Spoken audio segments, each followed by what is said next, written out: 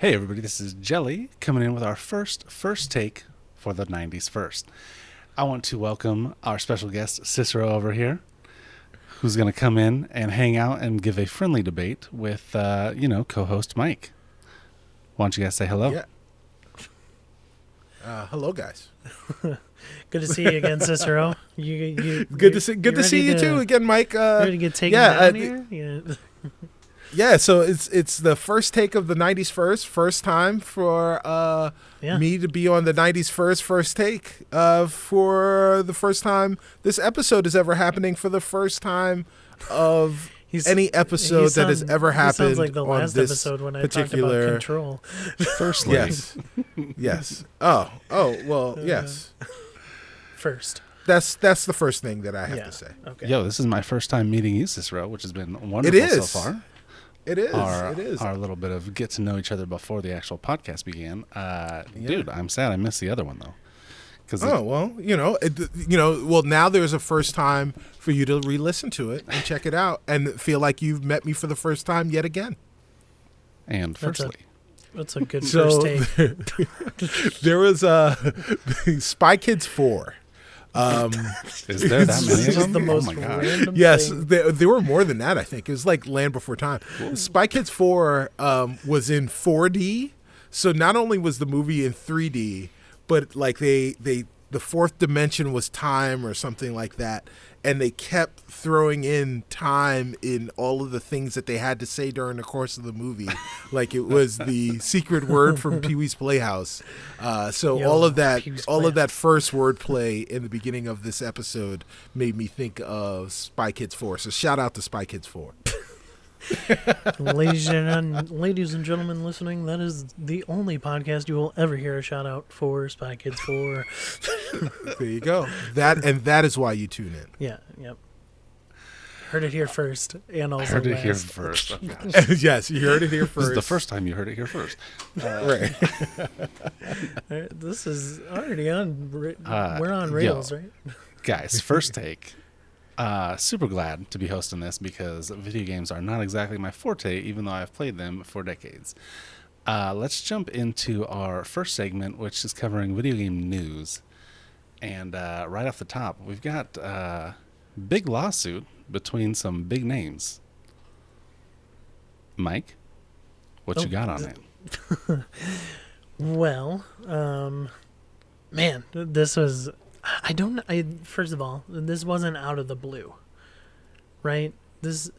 Fortnite totally planned this. Epic Games was ready for this because here's the thing: you don't get delisted from the App Store and have a video rendered, animated, and ready to go an hour later. That is a propaganda piece against Apple. You just don't. I mean, that video was insane, just kind of hitting Apple to its core. I guess the biggest thing is that, Apple and Google as well, Google's in the mix here. They've been taking 30% of profits, right, Cicero? Well, Apple definitely has. I don't know what the Google numbers are. I think it's 30% as well. Oh, really? Google. Really? Yeah. Really? Mm-hmm. I didn't think that the Google store was charging as aggressively as the Apple Store was, but that's it's news to me. It's the first I've heard of it. Oh my goodness, I love it. I love it actually. Are you telling me they had the video, their animated Fortnite parody video ready an hour later after they pulled it from the stores? Cicero, it was a couple hours, right? I mean, it was not. Yeah. It was like on the heels of this news breaking and kind of the world, the internet under learning of the news, there was information, there was pushback from Epic, and then they had their own propaganda and response ready. They were ready to clap back. And clap back they did. But you've got to imagine, guys, that this was something that was known to Epic. Not to disparage anything that you had already said, Mike, but Fortnite is a big moneymaker across the board. Oh yeah. it makes it makes lots of money for consoles if they're getting a piece of that V-Bucks action. It's one of the few things that's keeping retailers like GameStop in business, because parents and kids are still going there. Pops figures and right, yes. But also you've got to imagine for mobile device manufacturers or mobile OS owners, Apple and Google, that those things. No, I'm not trying to talk to you, phone. It is, those things were also big money makers, especially if they're getting 30% off the top. Yeah. People are playing Fortnite Mobile. Oh. And if they're playing Fortnite Mobile, they're also buying V-Bucks. So if there was some kind of issue that was going on, and either Epic took umbrage to the way that they were getting charged, or if there was some new policy with Apple that meant that people were going to get charged more, you better believe that was a conversation that was being had between some people that were pretty high up in Epic talking to some people that are pretty high up in the Apple hierarchy, whether it be Apple, corporate Apple, or if it's just the Apple OS group, and people that are responsible for the stores and what have you. But obviously it didn't go the way that Epic wanted it to go, and so they had to create their own spin. They had to go out there and create their own propaganda machine, because this is going to be information that's going to be disseminated into the internet, and they have to be able to have their talking points and to be able to control their message as people are debating this. And they did it so well too. They knew that they could get internet on their side, because Fortnite is just so big. Like, Apple's huge. Google's huge. Right. They're trillion-dollar companies. They're trillion-dollar companies. Yeah. They're big guys in this industry. But Fortnite, Epic Games is no slouch anymore. Like, Epic Games is not the Gears of War 1 through 3. Right. This is Fortnite, Epic Games, and they're rich out of their minds. And they knew that they were prepared for this. Like you said. And I think the biggest thing is that ultimately this is gonna be pretty good for gamers. I think Apple and Google will. I think their hands might be forced to switch some things around. I don't think it's going to stay at this 30%. It might go down to that 20%, maybe 15%. Who knows? Or this is going to be a long battle, where they're not seeing Fortnite on mobile devices for quite a long time. I think this is going to be a long battle. I don't foresee Apple, especially, kowtowing to anyone. Not the least of which Epic. Not with that $1 trillion bank account they got. Yeah, right. Exactly. Because this is how they became $1 trillion company, is by charging 30% on the top for applications that are on their service.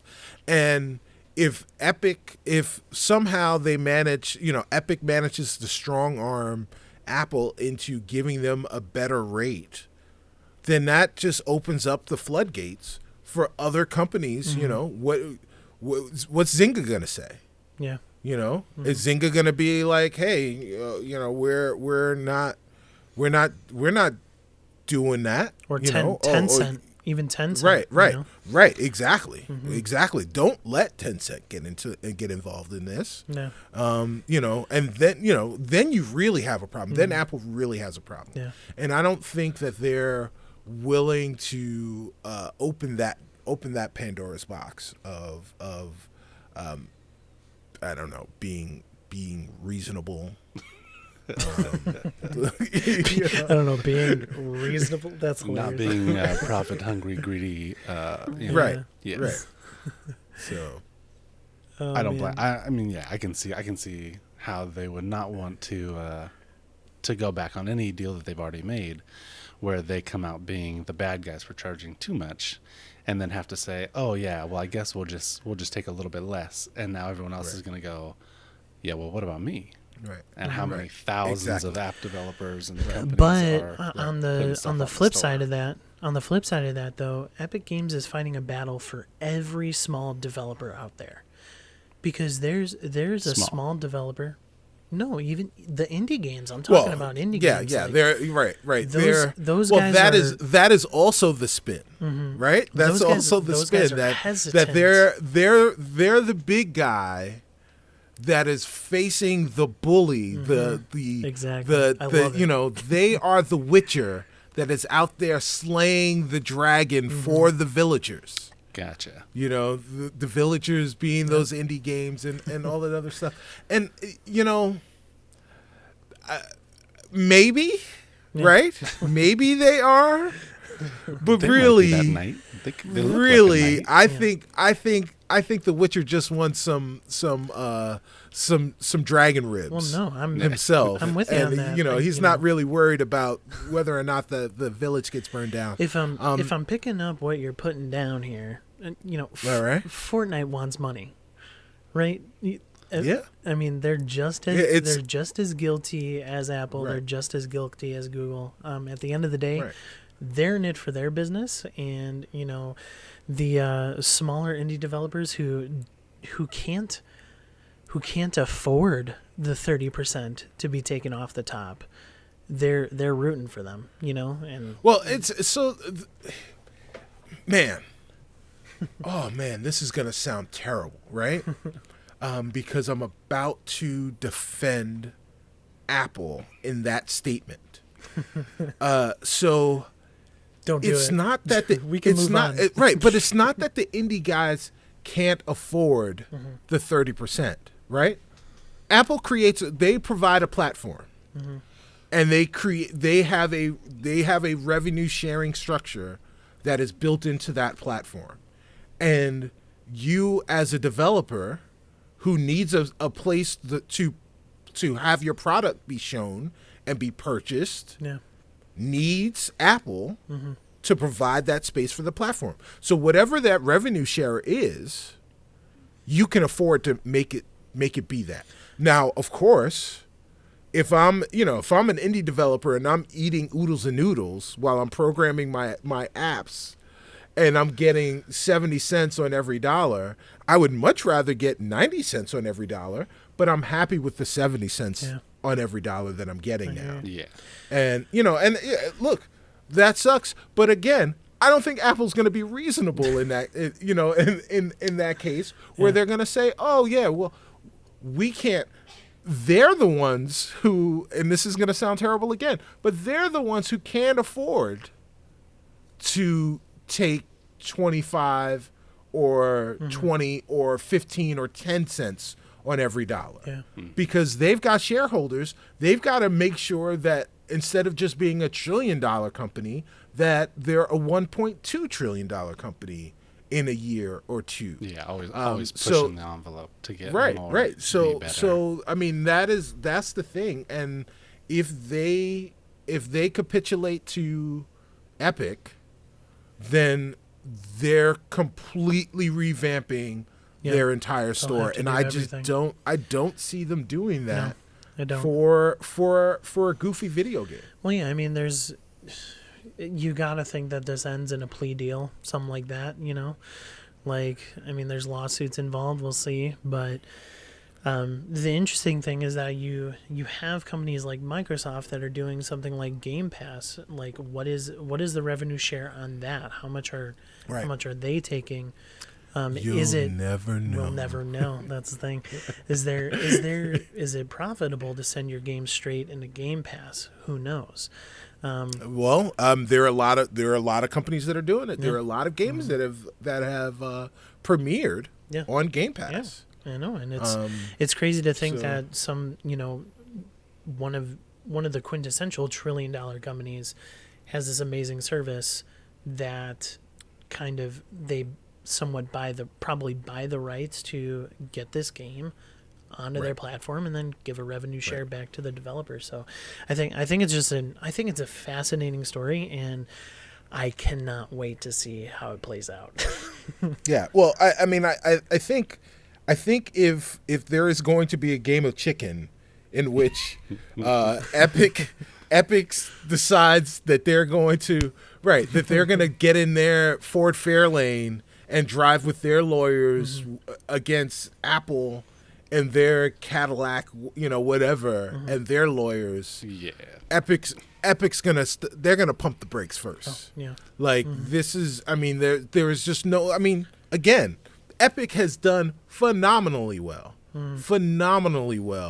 with this game. Fortnite wasn't even supposed to be battle royale. Yeah, it was, it was a zombie game. Yeah. It was a zombie building game 2 years ago, and now it is just, it is just a phenomenon.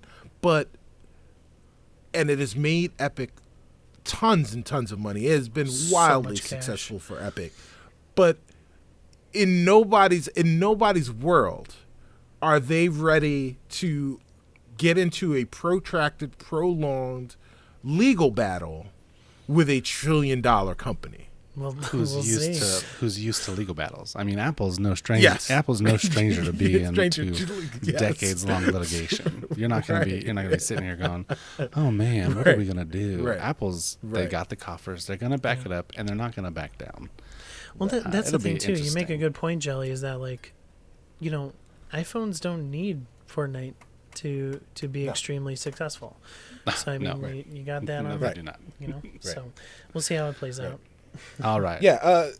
Yeah. Go ahead. I was just gonna say, are Yeah, we let's move ready? We're ready to take into the next topic of discussion because I know Mike's amped for it.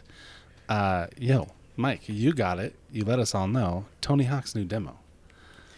Give us a dish. I mean, Okay. what is it? Is it what we wanted it to be? I grew up on Tony Hawk's Pro Skater, so what are we looking at? Only the best game of 2020. Let me tell you guys. What? This High is praise. Okay. this Right. is what I needed in such a crappy year. Oh my goodness! All right, let me bring you guys back. It's 1999. Here I am. It's 1999.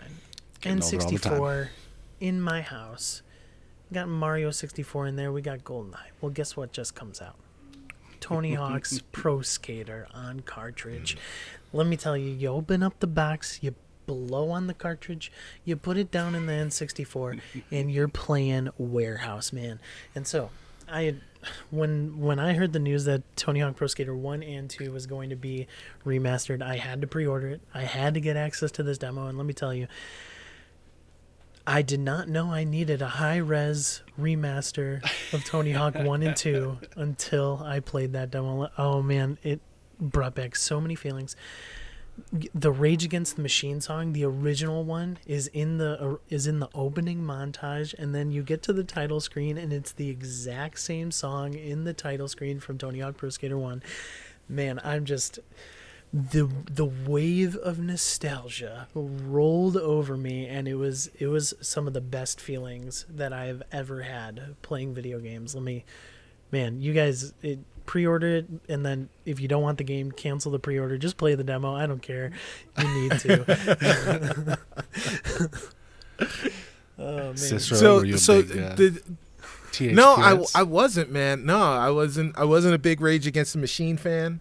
I wasn't a big Tony Hawk fan. So the Tony Hawk series hit at a weird time for me. I think the first game dropped right around the time that my son was born. Like I had just finished college, and I was entering the workforce. I was adulting. Oh no! And so I was losing time. Yes, adulting can mean so many good things. One of the things that you need for Tony Hawk to really hit right is the time to become proficient with the move sets, and you need time to just kind of play around with it. And I just didn't have that time, and so I didn't invest in it. And skateboarding wasn't necessarily a thing that I did, so it didn't hit in the right way. But I know tons and tons and tons and tons of people that love that game. And in fact, my oldest son played. I think his first Tony Hawk was Pro Skater 2. Nice. So we played those together a couple of times. I remember like some trying to jump some gorge and some goofy like there was some contest or something like that you had to do. But like it was cool. Mike, does it play the same? That's the thing. For some reason, I think it's just slightly slower than what I remember. I still think it's fast paced enough where it brings you back into the feel, and I haven't played like a truly real Tony Hawk game for a long time. So, it just like. In Warehouse, I don't know if you've seen Warehouse, but there's this gap that you go through to get the secret tape. Secret tape's up there, got to go get it. And I didn't hit that gap once with Tony Hawk, so I don't know if Tony Hawk's like stats are just slightly slow, and I just couldn't get it, or if I'm just out of rhythm because I haven't played it in a while. Right. But that's honestly the only gripe I had. You guys, the best thing about this is when you bail, when you fall. It legit snaps you right back up. Like you do this, like it's like this really cool animation where you digitize and you just hop right back up on. There's times where I fall up in midair and I literally press A and I animate back and I like get speed and momentum. I'm falling on the pipe. Like it's crazy, the load times and everything. It's all right. It's pretty insane. And not to mention the game looks gorgeous. Just like, I mean, I'm playing on my 1X and the 1X is powerful, let me tell you. Dude, it's just, I think this is going to be my favorite game of the year. It's just, wow. I mean, that's just me. Wow. All right. So it looks like I'm getting Tony Hawk's Pro Skater. There you go. Only $40 too. Only $40. $20 per game. Like if you think about it that way. I pinch pennies, bro. I'll find it cheaper somewhere someday. Last bit and more controversial bit of news. Let's go into we're gonna talk about it because we got one half of the people saying, "Hey, it's not a thing," and the other half saying, "Hey, it is a thing." PlayStation 5 seems to be having some issues, at least reported by some third-party devs, with their hardware and hitting 4K and 60 FPS. So where do you guys want to go with that? And have you heard about it? Well, so the first thing I'll say is that I don't comment on rumor or innuendo. Hey, look, this is a thing that people are talking about. We don't know. And what I'll say is, while I don't know if this is true, what I do know is true is that Sony is being very tight-lipped about this console. Right? I mean, yes. We just got to see that there, not only what the console looks like, but that there are 2 SKUs 2 months ago. And all we know about the console, those 2 SKUs is that one is digital and, one is all digital and one has a physical media drive in it. And we're 2.5 months away from, presumably, because that's another thing we don't know, the release date. We're presumably 2.5 months away from the release of this console, and we know next to nothing about it. Yeah. So the fact that we know so little gives rumors like this extra weight. Because if you don't have anything to hide, then why don't you come out and say some stuff? And Sony's not coming out and saying anything about this console. They've said that the interface is going to be dramatically different, but we still haven't seen it. We don't know when we're going to see it. There's so much about this console that we don't know, that these types of rumors can not only be released or be shuffled out into the world in this way, but they can be given legs because there's no factual evidence from the manufacturer that would discredit any of the things that people are saying. Yeah, and to your point, they just won't comment on that. They're as tight-lipped as some other companies for sure. To be fair, and I'll just get this I'll get this out of the way. The Series X is going to be the more powerful console. For sure. Like they have been touting 4K 60 FPS for the longest time, ever since the Game Awards last year. Right. But that doesn't mean that the PS5 won't hit that 4K 60 FPS. I think that based on, and Cicero, maybe you'll disagree with this, but based on from what I've seen from the initial Sony showcase, is that a lot of their first party developers they're really knowledgeable about the system and its capabilities. Like, for example, Ratchet and Clank looked phenomenal. All the particle effects that were going on in there. There is no way that Insomniac is not going to ship that and have 4K 60 FPS. I have no like, what's the word? Okay, if you say so. So then what do you guys think about a delay on the PS5? Do you think it's likely that maybe there's a delay on release since they haven't given us a true release date of this year, whereas Xbox I don't think has? So my prediction had always been that it was going to release in November as the time that, that is the time when you have to release your console. Yes. However, I think that there will be beyond the normal normal console shortages for holiday season. It's a new console. There's the demand is really high, but I think the supply is probably, if I had to put a number on it, I would probably say that the supply is probably a third of what they would have liked their supply to be at this, for this release. But that is me completely speculating on what where Sony is right now. Jelly, I don't think there's going to be a delay.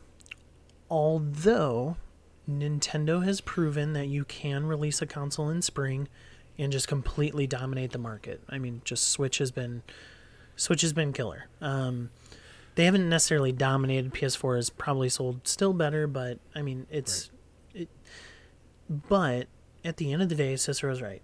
PS5, Series X, they want to be ready for Christmas. They really do. It's going to be tough. We're talking about COVID-19 2020. We're talking about console shortages, like Cicero said. We're talking about people not having money to purchase said consoles unless they have the job security as well as maybe some older consoles to sell towards it. So you just never know. And we're talking a premium console at a premium price, an unknown premium price, but a premium price nonetheless. Can you believe it's unknown and it's already August 16th? Yeah. Well, I mean, we don't know as of this recording. We don't know the price of either. We know that there are 4 consoles coming out on or around November. At the very least, 2 of them will be released in November from Microsoft and Sony, and we know nothing about pricing. The most we know about pricing is that there will be, it seems like certain games will increase in price. Yeah. That's all we know about pricing going, for the next gen. Yeah, it seems to be, which is bizarre. It seems to be the consensus that like the Series X is going to undermine the price of the PS5 and they're gonna lose a lot. But they'll gain a lot in Game Pass. Like they're totally, Xbox is totally driven by software now and by services. So I mean, but at the end of the day, like, yeah, we don't know if the PS5 is going to be 600 and the Series X is going to be 500. We don't know if it's going to be 500, 400. We just don't know. And, you know, I don't even know if I'm going to have the money come fall, you know? Right. So. Yeah, I think Well, most of America's in the what same I boat. will say is that this is the last. I will go out on a limb and say this is the last group of physical pieces of hardware, console, video game hardware that you'll ever have to buy. You thinking upgradability? No, I'm thinking that we'll all be in the cloud, like that. Maybe Stadia. you buy, maybe you'll buy an accessory. I think that my prediction for where games will go is that Microsoft and Google have the right model with xCloud and Stadia respectively, and that Game Pass, a service like Game Pass, will proliferate within the gaming community, and you'll start to see more of those types of services the same way that Netflix inspired all of these streaming services. Oh, yeah. And Sony, who knows what's going to happen with the PS5. I hope that it's successful. I definitly plan on having the console, but Even though at it's least so for right ugly. now. Yeah. I mean, I've got to play MLB The Show. Yeah. I've got to I play hear ya. MLB The I hear Show. ya. I've got to play, Spider-Man, Miles Morales. So there are exclusives on that console that I must play. I have to play them. So I will get this console. I do not like the way that it looks. Maybe And they'll have a quite honestly, rebrand I with it, and it'll haven't. look better. Yeah, I haven't really been impressed with anything that they, with really much, 90% of the showings that they've had, with respect to the stuff that they've been showing for next gen. Ratchet and Clank looked incredible. Spider-Man Miles Morales, Spider-Man was my game of the generation, this Great current game. generation. So Miles Morales is definitely something that's right up my alley. But I just don't think. I think that once this is done, once the dust settles on whatever's happening with the PS5 right now, I think that Sony's going to start investigating how they too can also create some type of service that makes sense. And they've got hardware that they can use to run their processing. They've got Sony TVs. So if they already tried it once before where you could just use your DualShock 3 to control your televisions and stuff like that. So going forward, I fully suspect that that's going to be a thing. Maybe you're just using a dongle on an HDMI port on your television for these new consoles, but you're not going to need a piece of tech in your house. They'll probably still sell some, but you won't need one. That's a 90s first hot take. You heard it here first. There you go. That is what I like to call a stubnostication. That is a Stubby Stan's. stubnostication. I like it. Yes. All right, let's let that lead right into our new segment. We have Test Your Might, which will be our weekly back and forth between Mike and whichever guest we have. Today it is Cicero. And Test your might. Test your might. Yes, where we're going to cover some topics. A little bit of back and forth here between the two of you, and let's just jump right into it. Video game news, more news coming out. We have on Xbox, the biggest thing that we've seen is a Halo possible delay. Not possible. It is. Not possible. It is a for sure It's delay. confirmed. Yeah. Yeah. Oh, Yes. well, shoot, dang. Okay. Shoot, dang. Jelly is hearing that here first. Yes, that is First.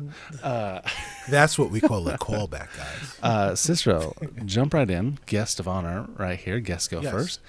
Yeah. How do you feel on it? And then, Mike, you'll have the opportunity to try and debate it. Yeah. Well, So while I, obviously I'm disappointed that the game's not coming out in November.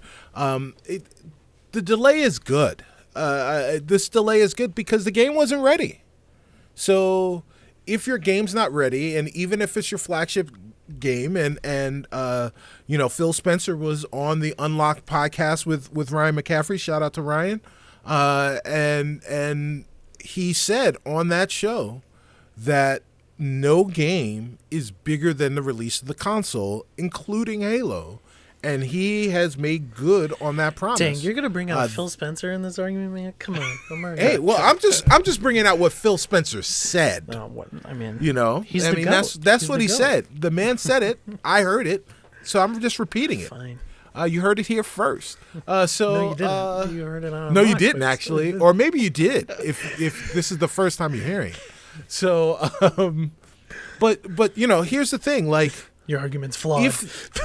Right. If this game released in November with the console, without ray tracing, with the flat graphics not being ready, then what you'd hear critics say is that not only does Halo suck, now we've got to wait for it to be ready, but Game Pass sucks. And this is why Game Pass sucks.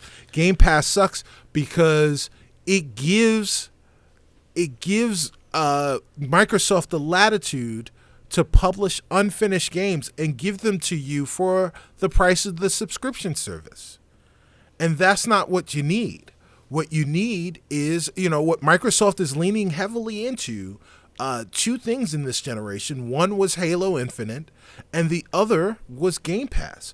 And what you need is for Halo Infinite to be delayed and be as great as it possibly can be when it finally releases, to not only justify Halo Infinite's delay, but also justify why Game Pass is good. The only thing that a unfinished Halo can do is hurt that franchise and Game Pass and Microsoft. It would destroy the company. They saved themselves by delaying Halo. Top that. Whoa. All right, Mike, let's soften the blow a little bit. Cicero, Mr. StubbyStan himself. Yes, sir. How you doing today? I'm doing well, sir. Doing well? Okay, good. Yeah. Well, you're wrong. Oh, okay. And here's why. All right. The delay is not good. They have been touting the Series X with Halo. Right. They have not been marketing the Series X without Halo by its side. Mm-hmm. When you delay the flagship franchise, the one that should have launched with the Series X, you are basically telling people, go buy the PS5. Because there is nothing that is going to make you purchase the Series X software-wise. Nothing. There's no reason for it. Now, okay. Here's another argument that you got. You said that, releasing an unfinished game, going into Game Pass would screw up Game Pass. But I disagree. Okay. There's already hundreds of games in there that are going to be amazing on the Series X, up-resed with a better SSD, performance-wise better. I mean, you're talking The Witcher 3 on basically a budget gaming PC as a console, as a home console.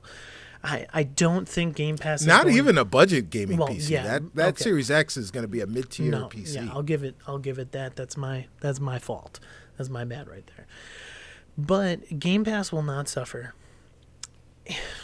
Oh, man, you know what? I hate the internet. And here's why. When Halo 1 released... Except for you guys on the internet. Yeah, everybody listening, sorry. Day one for the Xbox, when the original Halo released, there was no internet for people to complain about the graphics. There was no internet at all. And now come 2020, Halo Infinite shows, and to be honest, I loved it. I loved the gameplay. That grapple hook looked amazing. I'm sorry, the even though some of the textures looked bad, I thought overall it looked good. It was a great art style they were going for. This is open world Halo. This is what I wanted. I wanted to play this day one with the Xbox. I think you're going to lose sales potentially because of it. And I just don't think it's good for the console as a whole. Mike, let me ask you a question, sir. Sure. How many? Well, come November, let's take a little time trip. Fast forwarding. Oh, man. To November, to Thanksgiving 2020. How many Xbox consoles will Microsoft have released by that point? Assuming the Series X releases on or before Thanksgiving. Are you talking about the new SKUs? Would be 2, but if No, you're no, talking, no, I mean, just you're talking generations. You're talking about original 361 and then the Series X 4. So there have been 4. There will, at that point in November, there will have been 4 Xbox console generations. How many of those console generations have released with Halo? Just one, the original. Okay. Now, I'll also ask this. How many times, outside of Halo and Breath of the Wild, have you purchased a console with a launch title that you said, oh, this launch title with the console is the best game of that generation? Rise, Son of Rome was a great game. Oh yeah. Well, those Kinect controls. Rise, Son of Rome was actually not as bad as people thought it would be for a launch title. That is, and this is the other thing that for a launch title, it was not bad. And that's the other thing that we need to talk about. Just to talk about your argument that people would lose money or they would not buy the console because the game is not there. When we talk about launch lineups historically, and we look back at them, and we talk about the launch titles, we'll say a game was pretty good with the qualifier for a launch game. You don't buy a new console for a piece of software that comes out at launch. You buy that piece of software for the potential of great software in the future. Okay, let me ask you a question. Please do, sir. What's your reason you're going to get PS5 on day one? Because I have to have the shiny new thing? No, Spider-Man Miles Morales.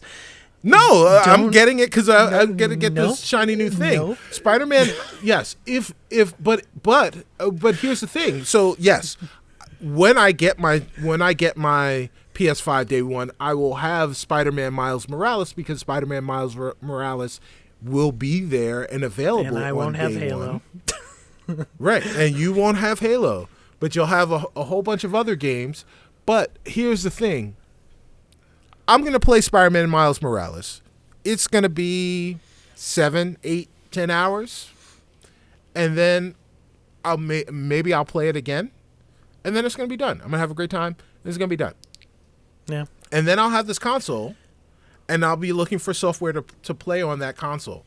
But if at the end of this generation, at the end of the PS5 generation, if my answer to what the best game I played on the PS5 is Spider-Man Miles Morales, then that is a terrible generation.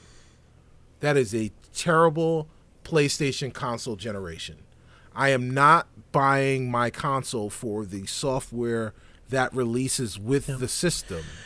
I am buying it for the potential of great software in the future. Yeah, I think it just comes down to the PlayStation 5 does have a killer app coming out with it.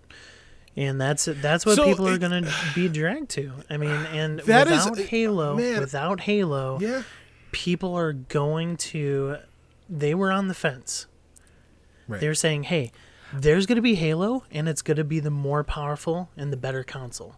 But now, they're going to go PS5. No Halo. No Halo. No Halo. Yeah. So I've heard I've heard this conversation about the killer app. With and with regards to Miles Morales, but I really question whether or not DLC is a killer app. Like, I've never heard that before. That, oh man, is it DLC? I'm gonna spend $600 on this box so I can play this DLC. I mean, you can't play it on PS4. You can't play it on PS4. Yeah. I'm going to get this $600 box or whatever the cost of that box will be, and I am going to play this DLC. But it's not to play that DLC. Okay.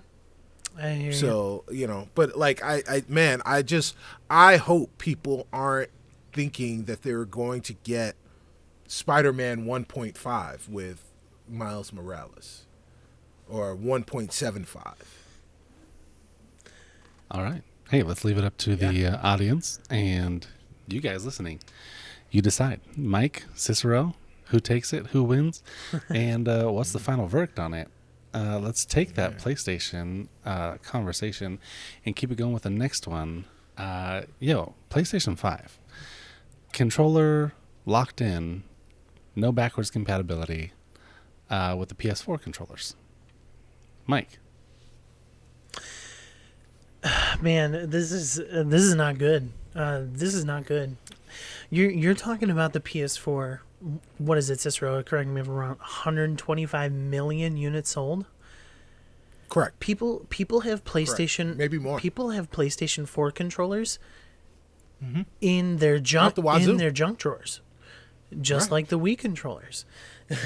none of the fact that you can't bring a DualShock controller over to the PlayStation 5 and just plug and play for some of the games. Let's take what we were just arguing about, Spider-Man Miles Morales. Is there really going to be that many things different about the controller where you actually have to use the DualSense? The haptic triggers, Microsoft has had those since day one with the Xbox One, and Forza Horizon is really the only game that has taken control of that. Oh, sir, you are wrong, because also Forza Motorsports also takes. I'm sorry. I sit here corrected. Forza Motorsport and Forza Horizon as well have historically been the only two franchises that really have taken those haptic triggers seriously. And total side note, they feel amazing. Go play Forza Horizon 4.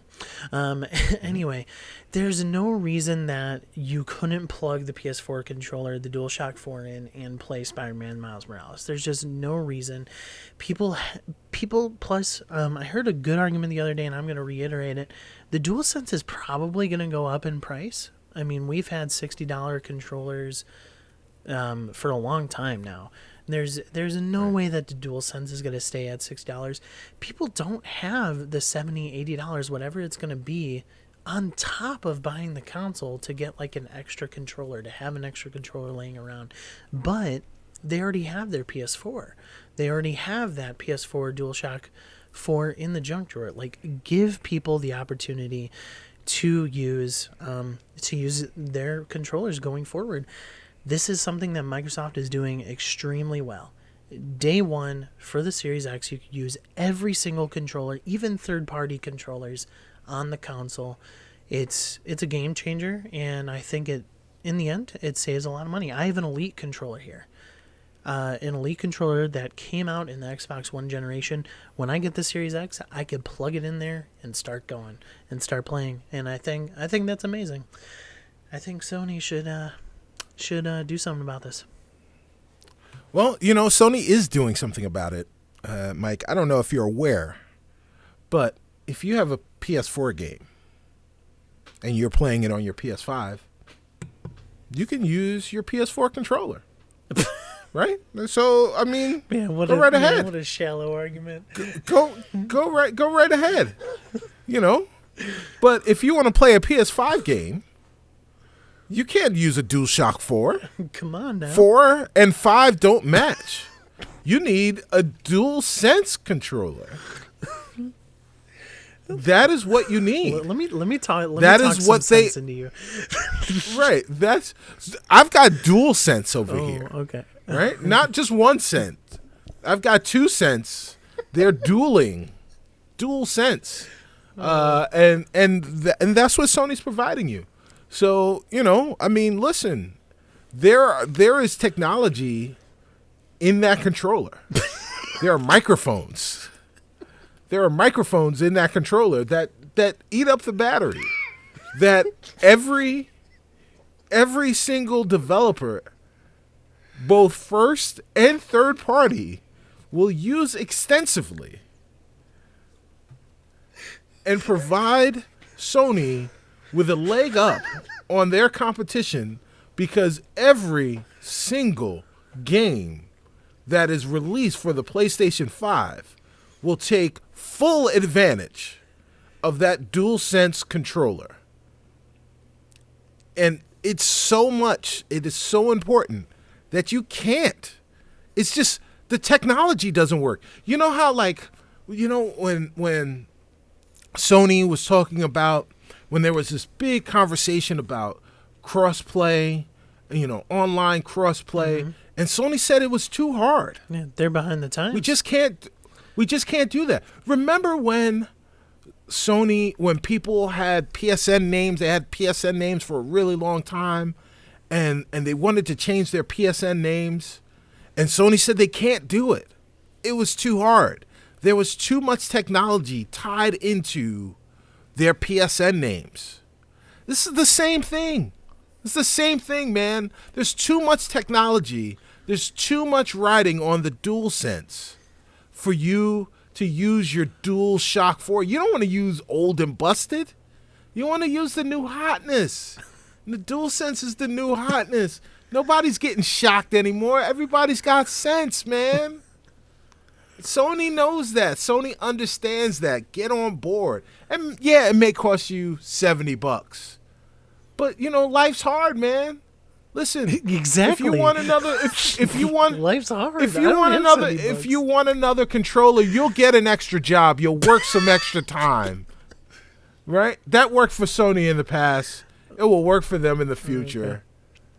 The DualSense. All right, so we've got Mike with the backwards compatibility good. We got Cicero with 4 is not 5. We'll simplify this one real quick. What's up, everyone listening? What do you think? Let us know in the comments. Hit us up on our socials. Should PlayStation 5 allow you to use a DualShock on all titles, not just PS4? Or do we now need to get more sense? Everyone needs to get more sense and get that DualSense PS5 controller. That was literally the best Cicero. Like I cannot counter argument. I do not have 2 cents. I'm thinking with only 1. I'm sorry. 4 is exactly. not 5. Yeah. Not 5. Yeah. All right, you guys, continuing. Test Your Might. Sam Fisher, Splinter Cell. Coming to not Splinter Cell, but to R6. Mike, you went first last time. Cicero. Splinter Cell. Sam Fisher. Look, yeah, fine. Sam Fisher's coming to Splinter Cell. I mean to Rainbow Six Siege, and it's going to be awesome to have him as an operator. Seeing those 3 lights pop up before he murders somebody will be awesome. But all it's going to do is remind me that I'm not playing a new Splinter Cell game. Why is it that they're bringing Sam Fisher to the mobile version of Rainbow Six, and Ubisoft is teasing him in this game and that game? They're gonna wind up with a Ubisoft kart racing game where they've got Ubisoft Man, and Sam Fisher's gonna be in that. But we're not getting another Splinter Cell game. When are we going to get another Splinter Cell game? And it's that kind of teasing that is, it's it's almost like Ubisoft is trolling their consumers. Like they're not pretending that Sam Fisher doesn't exist or that Splinter Cell doesn't. Well, they're not pretending that Sam Fisher doesn't exist, but they are pretending like Splinter Cell doesn't exist. They're trying to pull the okie doke on us like we don't remember what game Sam Fisher came from. And they're just hoping that if they wait long enough, we'll just think that Sam Fisher was just part of some other game. Like, you know, like nobody remembers that Mario was actually from Donkey Kong. You know, so like Donkey Kong is part of the Super Mario Brothers universe. Everyone remembers Mario from Super Mario Brothers and not from Donkey Kong. And that's what they're trying to turn Sam Fisher in. They're trying to turn Sam Fisher into Super Mario without Donkey Kong. What's up with that? Splinter Cell is Donkey Kong. Sam Fisher is Jumpman. And he needs another Splinter Cell game. Mike, what say you? Cicero, I hear you, man. I hear you. I hear you loud and clear. In fact, the cries of the whole Splinter Cell community was felt within those words. But Sam Fisher is so perfect for these one-offs, man. Like, he is just a character that is great for, you know, just getting into Ghost Recon Wildlands, just doing a little bit of DLC here and there. He's a brilliant character. In fact, he's brilliant for R6. He has tactical abilities. He has the abilities and the mindset to be a perfect operator for R6. And in fact, I know several R6 streamers, gamers out there who are thrilled to have him in their game. And Ubisoft is just... they're doing it right. They're saying, hey, let's put Sam Fisher in some of these other games just because they'll get a little bit more traction, and that's what they're trying to do right now. Sam Fisher is perfect in these roles. But Cicero, I'm not done. Oh, sir. Oh, really? I am not done. Oh. I am not done. Okay. The reason why Sam Fisher in these games is brilliant and perfect is because Splinter Cell is not the series that needs to be revitalized. In fact, Ubisoft, it is the Prince of Persia games. Yes, ladies and gentlemen, we do not need any more Splinter Cell games. We need the Prince of Persia series to be back. It is a better series. It is fantasy. Prince of Persia Sands of Time is one of the best games of all time. The series is just dead and it needs to be revitalized. In fact, one would say that Sam Fisher is not being ignored anymore. Splinter Cell has got its due. Prince of Persia, where is it, man? It's nowhere. It needs to be here. The correct franchise that Ubisoft needs to revitalize is the Prince of Persia. And yes, I did just say needs. Yes, the needs. It was not lost on us. So you asked where the Prince of Persia series is. Mike. Nowhere. I would say, sir, you are incorrect.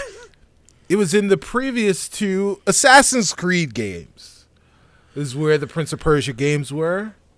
Assassin's Creed Odyssey and Assassin's Creed Origins gave you all of your Prince of Persia fixes above and beyond. So, like, is Sam Fisher also going to be running around in the Sands of Time? Is it the Sam Fishers of Time? The Sams of Time? Sam Fishers of Time. So Prince of Persia, the Sams of Time. It's and the he's Sams I like of the Time. Fishers of Time. Sam Fishers of No, Time. see, Cicero, Yeah. here's where you're wrong, because Okay. just let me just nip it in the bud right there. The Prince. Oh no! Prince I've got a bud to nip no, for no. you. Yeah. The Prince of All right. Persia series is a linear third-person action game. A lot of people did not want a full-fledged RPG out of Odyssey, and what's coming out of Ubisoft doesn't make linear third-person games anymore. Here's the thing. Then get rid of the franchise. Get it to like Crystal Dynamics or something. Get it to somebody who does good linear storytelling, because that's what Prince of Persia needs. We need to bring it back. We do not need Splinter Cell back. There is already Metal Gear Solid 5, the best, the quintessential stealth game out there right now. You don't need another Splinter Cell game. Wait a minute. Hold on. You're saying that Ubisoft should forego some other title for another title, but then you're saying that the title that Ubisoft could make shouldn't be made because Konami made it? I see where my point is not valid. But all right. Well, here, let me get back on track for a second. I'm just gonna say this. I'm gonna say this. You know, one of the reasons. So one of my favorite candies, Butterfingers, is the Reese's peanut butter cup. Okay. Those are the best candy. The Reese's peanut butter cup. Why is it the best candy? Because it gets your chocolate and your peanut butter together In the perfect ratio. Right? In the perfect Those ratio. Reese's Thins are trash, though. Get out of here with those. Yeah. But Reese's peanut butter cups, the original, is good for a reason. But part of the reason that is good is because your chocolate is good on its own. Your peanut butter is also good on its own. The Reese's peanut butter cup is Sam Fisher in R6. But Sam Fisher could be in Splinter Cell, and that could be chocolate. Or it could be peanut butter. Or it could be both.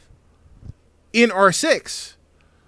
But also out in Splinter Cell, it could be chocolate. Chocolate is good. Mm-hmm. Give us Sam Fisher. All right. I'm going to take this one and wrap it up. Mike, if that's okay. All I was going to say is Sam Fisher peanut butter is the Sam Fisher and Prince of Persia revitalized series. There we go. All right, let's usual jelly wrap up here. We have Cicero with Splinter Cell. Not only needs and deserves his own game, but also will do well in R6. And then we have Mike with He Wants Sands of Time, Prince of Persia, which is a different argument. But hey, I love that you made it. Right. Hey, it was good, man. I even brought in the games. Come on. Yeah, you brought the games. He brought physical props. You came prepared. I bought these. Yes. I bought these for $3 a piece. They are normally it's a steal of a deal. 15 to 20. Yeah. Anyway. All right. Test your mic. Let's keep going. Last one. Spider-Man. He's been brought up a few times. We got Spidey the game. We got Miles Morales. We got Spider-Man. We got PlayStation. And we have the Marvel Universe. Spider-Man. Spiders-Man? The Spiders-Man. The Spiders-Man. The Avengers. And Spider-Man. He just shoots out spiders.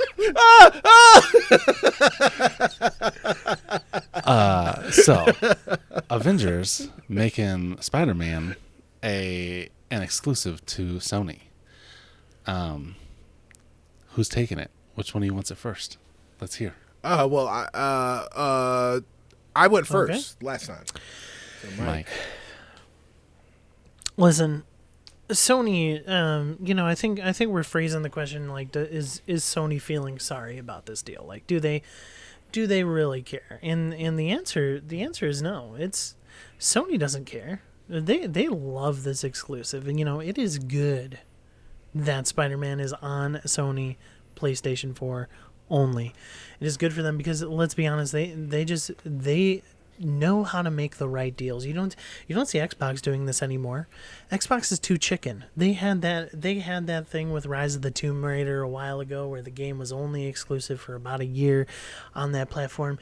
They saw how bad it was and they're too chicken. But Sony has sold over 125 million PS4s. Sony has the market share. They don't care. Sony's like, this is good. this is good for our ecosystem. You may play Spider-Man only on the PS4, and let me tell you, hey, that's going to sell consoles. Hey, that's going to sell the game on PS4, and hey, I'm going to get a share of that. Spider-Man is good on PlayStation. Don't at me. Oh, wow. Well, so what I think Sony has proven to be good at is pulling the wool over the eye of the consumer. And, or in this case, pulling the webbing over the eye of the consumer. Ooh, I like the reference. Because what they've done is they've managed to conflate the cinematic ownership of the character with the ownership at the console level, where people believe that, oh yeah, of course, Spider-Man is only available on the PlayStation because Spider-Man is a Sony product. Mm-hmm. You know, he's in the Sony movies and, you know, all that other stuff. And that's not true. And I'm going to tell you why this is bad for the consumer. And honestly, it's bad for Sony as well. Because there's nothing worse than thinking that you're getting one thing and spending a lot of money to get that thing, only to find out that it was a sham, that the house of cards was actually made of cards and not like 2x4s and concrete and stuff. Do you know how to build a house? Yeah. Well, but because what this means is that this Avengers game is a third-party game, or you know, it's a third-party game. It's going to be multi-platform, and in order for this game to be multi-platform, but have an exclusive character on the Sony console, that means that Spider-Man's not going to get any DLC. They're not going to do any story beats for it. There aren't going to be any exclusive missions. There's nothing. There's probably almost certainly not going to be that character's not going to be voiced. So what you're getting is basically an avatar that sticks to walls. And so you're not getting a lot for this game that is going to play on the console. It'll look good on your console, but it will look better on the Series X. We know this because the Series X is objectively more powerful than the PS5. So you are spending your money to get access to a character that I love. Spider-Man is my favorite character in all of fandom, but I am not going to get Avengers on the PS5 because just so I can play Spider-Man, because I won't be playing Spider-Man.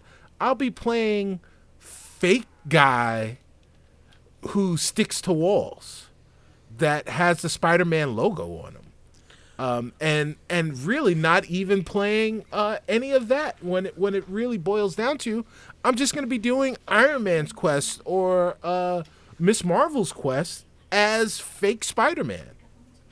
Not worth it. Not worth it at all.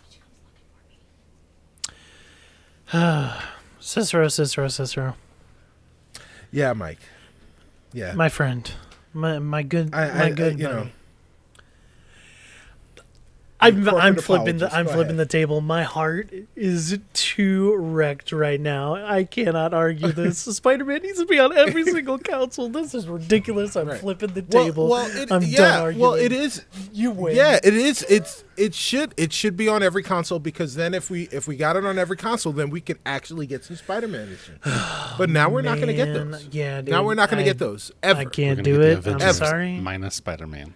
I'm sorry. He will not be a big part of it. He will not be crucial to the story or any of the stories in the game. We're losing out on a pivotal member and probably one of the best members of the Avengers.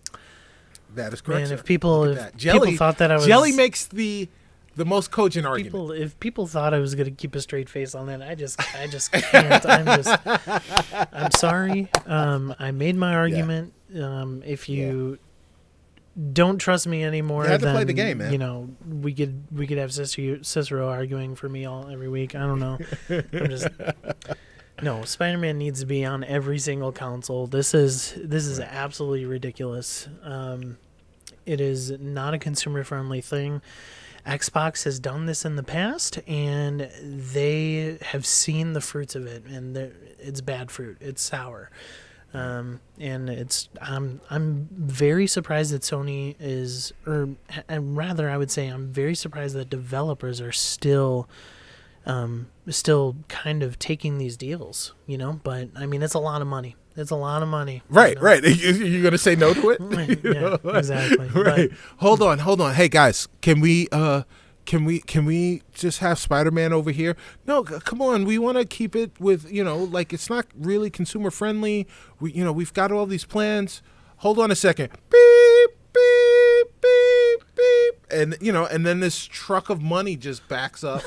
Oh, okay. Yeah, sure. Like I was saying, Spider-Man is a Sony property. You guys got the movies, and there it is.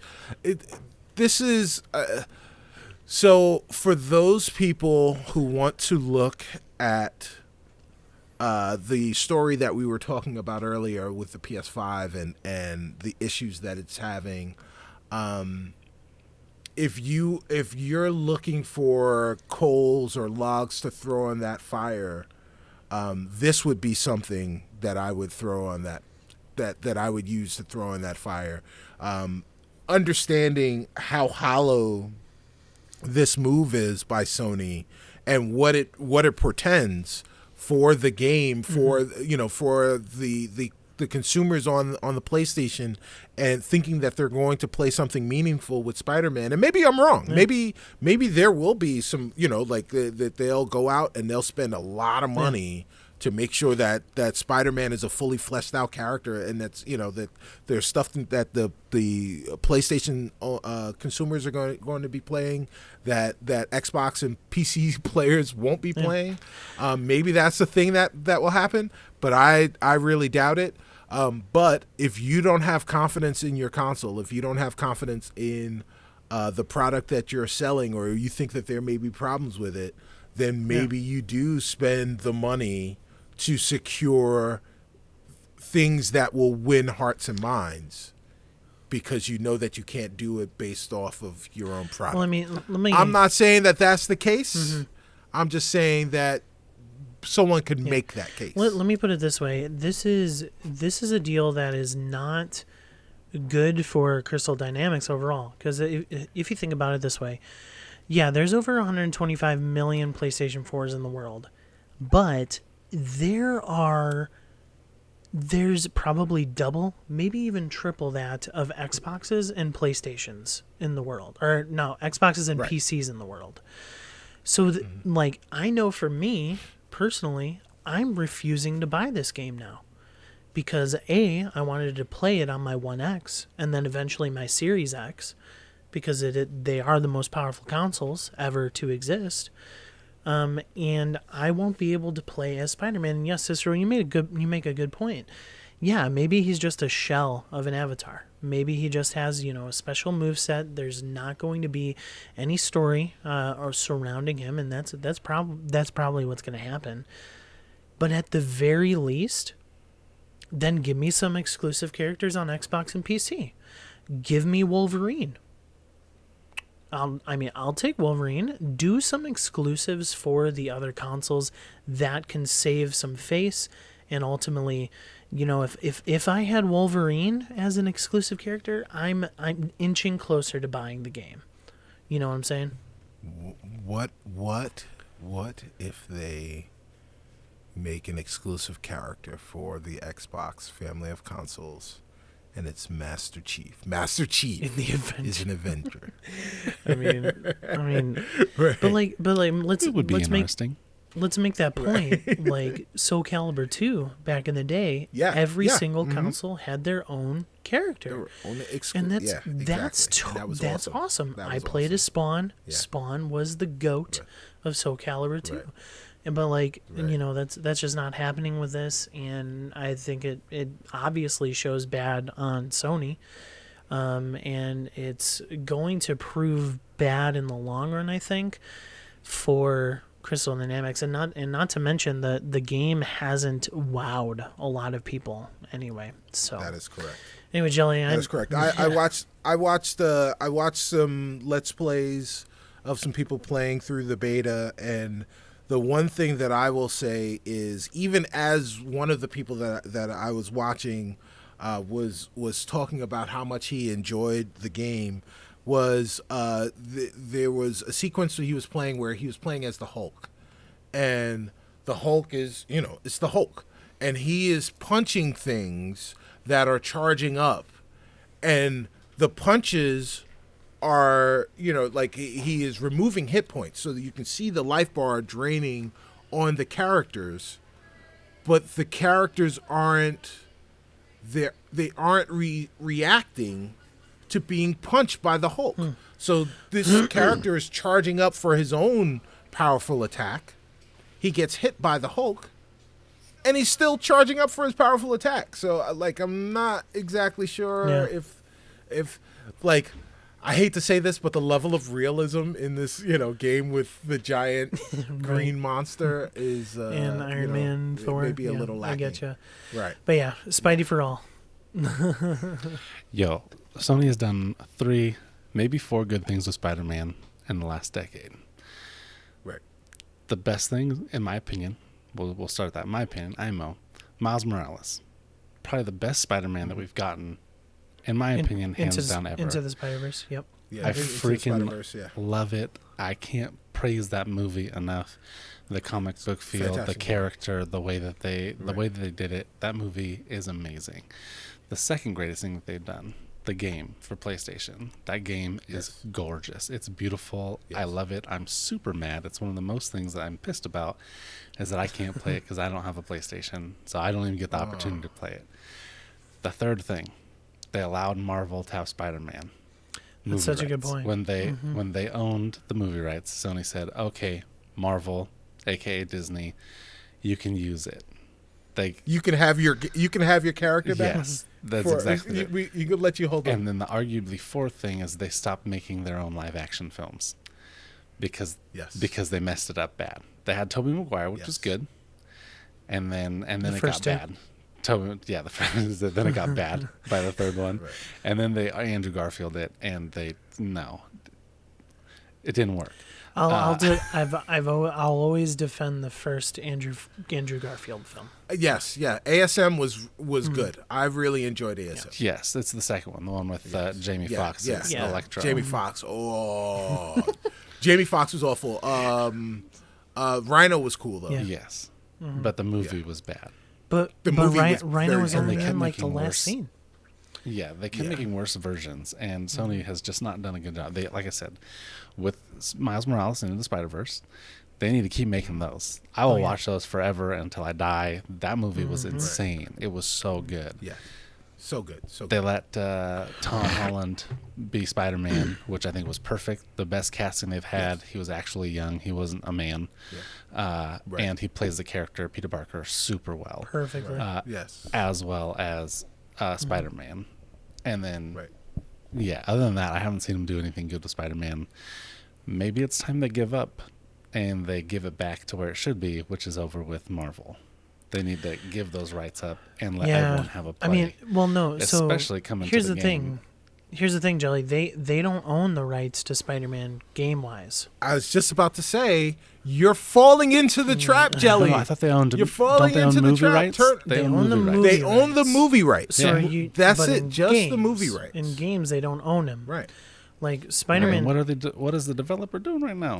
So the The Insomniac developer is getting money. was Is getting paid. right. The Insomniac was licensed to make the Spider-Man game, and it was a Sony exclusive. Sony paid, just like prior to that, Insomniac made Sunset Overdrive that was exclusive to the Xbox. Fantastic game. If you And have a not lot of- played it, fantastic go play it game, now. right. It's on Yes, Game please, Pass. Go play. Yes, go play it. It's a great game. And a lot of the DNA from Spider-Man, you can trace right back to Sunset Overdrive.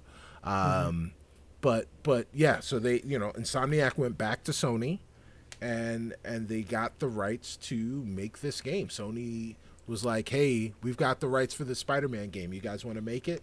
Yeah, sure. Hell yeah, we do. And so they made the Spider-Man. So what I'm hearing you say is that Mr. Spencer needs to throw down some of that cash that Xbox and Microsoft have got and throw it at one of these developers, specifically that developer, to give us some Spider-Man on Xbox. Well, they or can't. Microsoft. Well, no, Sony's got to let go of the... Sony owns Insomniac now, so that's not going to happen. Right. Yeah. Well, the other...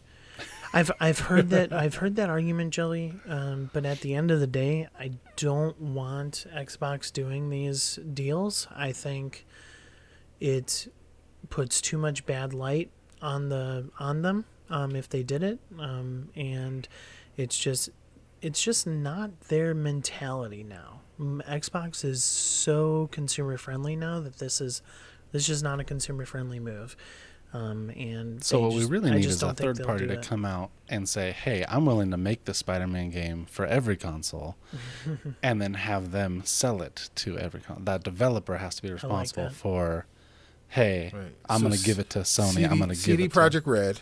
CD Projekt Red will make Spider-Man 2099. Miguel O'Hara. Yeah, makes sense. Cyberpunk. You could just exactly. We go 22 years into the future. I like it.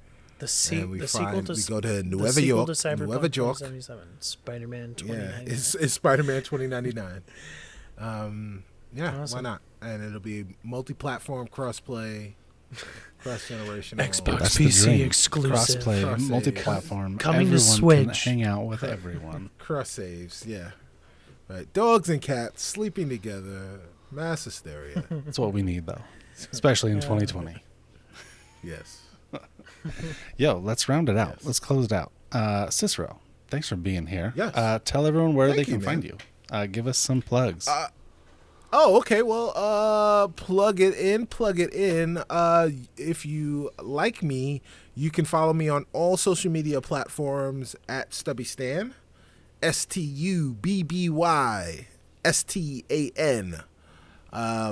Plugging things to plug. We can talk about the Discovery Debrief podcast. It's the Star Trek podcast that I am on, where we dive into the latest treks into the Star Trek universe. Star Trek Discovery, Star Trek Picard, Star Trek Lower Decks, and the upcoming what is it called? Star Trek The Further Adventures, or I forgot what it's called, but the Pike Show with the Enterprise. That show and Section 31 and all that stuff. Check us out at DSC Debrief. You can also find me on the incomparable network of podcasts. We're celebrating our 10th year of doing podcasts. This week, actually. So look for a new and exciting podcast coming out talking about our 10th anniversary at the Incomparable, as well as an episode where we draft our not our favorite, but we draft a Star Trek crew. Ooh, the best crew. And featuring yours truly. That's cool. So we did a Star Trek draft. There is also another draft that I was on was an X-Men draft where we drafted an X-Men team, and then we named that team. We gave that team a purpose that I will highly recommend. I highly recommend you check out. So make sure you check out those things. And while you're checking out things that I'm involved with, I would suggest that you check out my castmates over on the D&D actual play game Rivals of Waterdeep that is featured on twitch.tv/DND, the D&D Twitch channel, on Sundays at 1 p.m. Eastern, 10 a.m. Pacific, where we actually sit down and play some Dungeons & Dragons. And I am not on this season. We do 10-episode seasons. Nice. I'm not in this season, but I believe I'll be in next season. So we'll see what adventures and kind of shenanigans my character can get in with the rest of. Somebody say shenanigans. Oh, lots of shenanigans. Lots of shenanigans. with the rest of I'm my a crew. liter So of check cola. us out on Twitter at RivalsWaterdeep. Cool. Nice. Thank you, Cicero, a.k.a. StubbyStan on socials. Go find him. Mike, Thank you. let's hear it. What you got for us? What yeah. you been up to? What are you doing? We know where to find you. Yeah, find me at the 90s First for the podcasting stuff. And just really thankful for a lot of the listeners. Just, I don't look at the stats every month. I really don't, just because I love doing the podcasting, and, just looking at stats could potentially discourage you. But I know there's listeners out there. And I just want to thank you for giving Jelly and I the opportunity to just continue growing content. This is a brand new show. And to be honest, I loved my time, I loved my time the past hour and a half, whatever, that we've been doing this. So Yeah, this has been great. yeah. So thank you for giving us that opportunity, and just kind of giving us some motivation to bring you more content. So I would like to ask that if you guys have any ideas of like a cool like video game segment that we could always round out our episodes with, just let us know. This was a fly by the seat of our pants first episode, so just let us know if you want us to add something or delete something, or have Cicero on every week. I mean, I don't know. I mean, he's definitely better looking than me, so but other than that, yeah, just been chilling. I've been reading Harry Potter, Half-Blood Prince, trying to finish the series. Nice. So yeah, it's getting good. Harry Potter just kind of went under his invisibility cloak and eavesdropped on Draco Malfoy, and so this is doing the dirty work. So yeah, just yeah, that's it. That's all I got. Jelly, where can we find you? Yo, right here. I'm always here, 90s First. This is my thing. This is what I do. Even though it's Mike's baby, he brought me along, and it's the only thing that I'm doing. I love this. I'm a podcast addict. I love that I finally get to be on them. I love talking and running my mouth. That's what I'm good at. My wife tells me all the time I can't shut up. So this was the perfect thing for me to do. Find me here. If you guys have any feedback at all, please find us on our socials, the 90s First, 90s First _ on Twitter, Instagram, and Facebook. We got a page there too. Let us know what you like, what you don't like. Give us some feedback. Whatever you want to hear. I mean, we're always open for whatever you got. So hit us up and round it out with a farewell, gentlemen. And thank you for being here. Cicero, thanks, man. Thanks for arguing with me, man. Hey, man, this was a blast. Dude, I could not beat you on that last one. I just had to jump in on the Sony hate. I'm sorry. Right. Hey, well, I mean, you couldn't beat me on any of them, but it was a blast. I'm just saying, I think I got you on the Sam Fisher one at least. Yeah. Maybe, but it's all about chocolate and peanut butter, baby. Yeah.